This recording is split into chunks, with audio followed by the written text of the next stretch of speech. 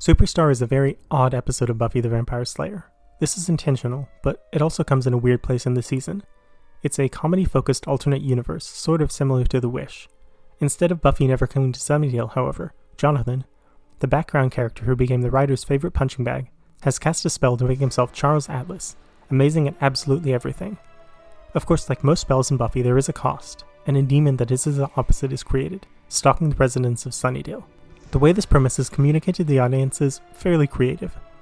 The episode begins with the gang fighting some vampires, then they discover a lair and they say they need help. It's implied they're going to the initiative. Then Jonathan turns around in a chair like a Bond villain and it cuts to credits. The credits are then altered, one of the very few times in the series, to include a number of shots of Jonathan looking like a badass. This is definitely the funniest gag in the episode, although it is also really the only joke the episode has. Jonathan spends most of the episode being the everyman, solving the problems of the cast. He helps Buffy deal with her relationship issues with Riley after the events of the last two-parter. He plans with the initiative how to take down Adam, and he fights a bunch of vampires. Everyone in the town has hots for him, regardless of their sexuality.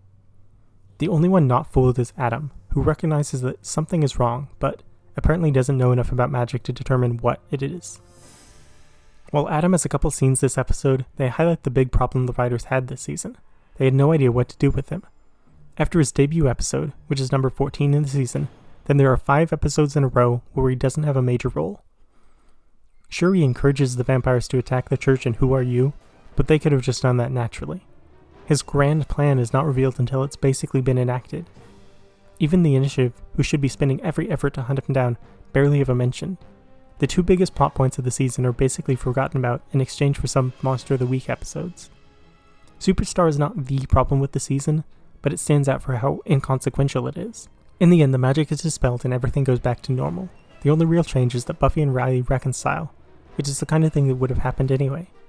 Jonathan's sexual assault is also basically ignored, as he had effectively mind-controlled 2 women to be in love with him.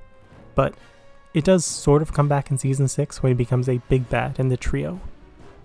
Despite little impact with the plot, there is some foreshadowing for Dawn's arrival next season. The episode sort of sets the stage for something is different but no one knows it. We've already had dream sequences, and the finale sets this up as well. So as an episode premise, it's not really necessary, especially this late in the season. Generally, the episode is not bad, it just feels so pointless. It exists to pass the time because the season is 22 episodes. There's some decent comedy bits, but generally it's a single joke and a dozen variations, like a few of season 4's other episodes. If you enjoyed this one, let me know. Maybe there's something I'm missing, but for me this one is almost skippable. Either way, I hope you've enjoyed this review, and be well.